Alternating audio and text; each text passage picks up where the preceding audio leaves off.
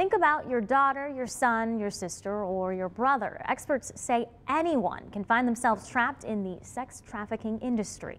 And it's happening right here in Northeast Wisconsin. We want to warn you, some of the descriptions in this next story may disturb you as Fox 11 investigates. Robert Hornacek has been digging into this issue for months.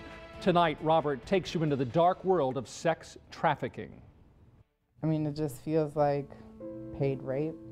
I don't know how else to explain it. Nicole Tynan spent nearly a decade in what's often referred to as the life. When I was 17 was when I was homeless and sold into prostitution. Nicole says it was so bad, she didn't think she'd live to tell about it. At 17, I didn't think I was gonna live past 22. I couldn't see my life past 21, 22 years old. I thought I'd be dead either by my own hands, killing myself, or from somebody killing me, the pimps or the Johns killing me. It is such a huge problem that people do not want to look at. Emmy Myers is another victim of sex trafficking. People always say, well, how does this happen? I had vulnerabilities, whether that is being homeless, being previously sexually abused as a child. Traffickers, pimps seek out these vulnerabilities in their victims, and then they play off of those things. These are two of the survivors of an underground industry that's made its way to Northeast Wisconsin. It's happening right under our noses. Don't let anybody fool you and say that it's not happening, because it is. We witnessed it firsthand. Our cameras were there as police arrested men who were meeting what they thought was a woman for sex. Instead, it was police. This 3-day sting in October was designed to tackle the issue on two fronts. First, by cracking down on people trying to buy sex from undercover officers, and also by offering help to women caught trying to sell sex to undercover officers. Most of these girls are in this not because they want to be. It's not their choice. They're being forced into it. Sergeant Matt Wilson works on sex trafficking cases for the Brown County Sheriff's Department. Sometimes he says he can't believe the cases that come across his desk. I mean, really, essentially, they're trafficking girls as young as 12 years old. I mean, and that's just absolutely insane to think, you know, whoever has a kid that's maybe 10 or 12, just think about your daughter disappearing one day and being on the streets having sex for money and you not knowing where she is or what she's doing. So it's things like that that really get us. So how big of an issue is sex trafficking? Well, according to the National Human Trafficking Hotline, there have been more than 3,000 cases of sex trafficking reported in the U.S. this year. 34 of those cases reported are in Wisconsin.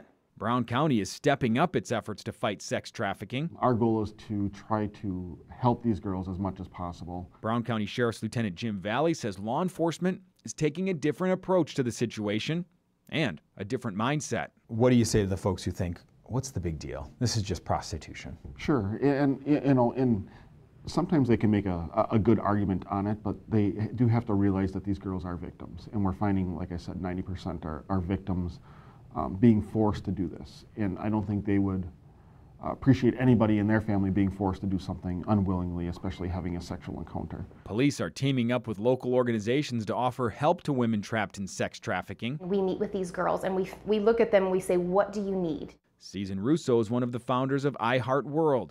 This summer, the group opened the Rose Home, a safe place where up to 8 women can stay as they transition out of the life. These are not girls that are saying, I want to do this with my life, because ultimately what young girl, if she's 16, 20, 30, as a young girl says, when I get older, I want to sell my body. I want to have sex with 10 men in a night.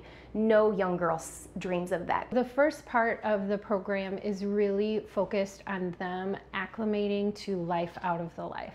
Really just taking some time to just be. Dawn Spang is the outreach coordinator for iHeartWorld. She meets with women who have contact with police. During that initial meeting, how many of them would you say want to get out? I would say a good portion of them. The difficult part of getting out of it is it's very similar to domestic violence in that sometimes it can take someone 7 times leaving before they stay gone. Spang says in the last 2 years, police have referred 65 women to the organization. How many of those 65 do you think have successfully gotten out? I would say we are going on 7 that have stayed out. So it's not a great majority, but we also are slowly seeing a community response build. So I anticipate those numbers to go up. Both Emmy and Nicole got out of the life, and both have spent time trying to help other women. Emmy founded Lacey's Hope Project and travels across the state to raise awareness about sex trafficking. It can happen to anybody. In high school, I was that all-around girl. I hear parents say over and over, not my child. My child does X, Y, and Z for extracurricular activities, and I do this, and my husband does that. And that's not the case. It really can happen to anybody, just like addiction. I can't even imagine, like, visualizing having to go back to life would make me almost throw up. Nicole spent a couple of years working as an advocate for other women in sex trafficking. I tried to recreate things that worked for me to get out for the girls, and I don't feel like I got enough support, honestly, to make those things happen. She says she took a break from it to focus on her own healing. It takes a lot of strength even to just not even be an advocate, but to come out of that life. Because you have to start telling people if you want to heal, which may come with people saying things that are very dehumanizing. As the healing process continues, law enforcement plans to keep reaching out to offer victims hope. If we can save just one person, one daughter, one granddaughter, I think one save is worth it for everybody. It's worth it to that family. The issue of sex trafficking has also caught the attention of state leaders.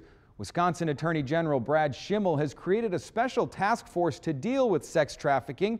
You can watch a portion of my interview with Schimmel on our website, fox11online.com. There you can also find signs to look for and resources for people caught in sex trafficking. For Fox 11 Investigates, I'm Robert Hornacek. Coming up on Tuesday, Fox 11 will host a town hall roundtable discussion on sex trafficking in Northeast Wisconsin. We're bringing together law enforcement, community advocates, and survivors to talk about the issue and what the community can do to stop it. That event, hosted by Robert Hornacek, will be held this Tuesday from 7 to 8 p.m. You can watch it live online on our website at fox11online.com.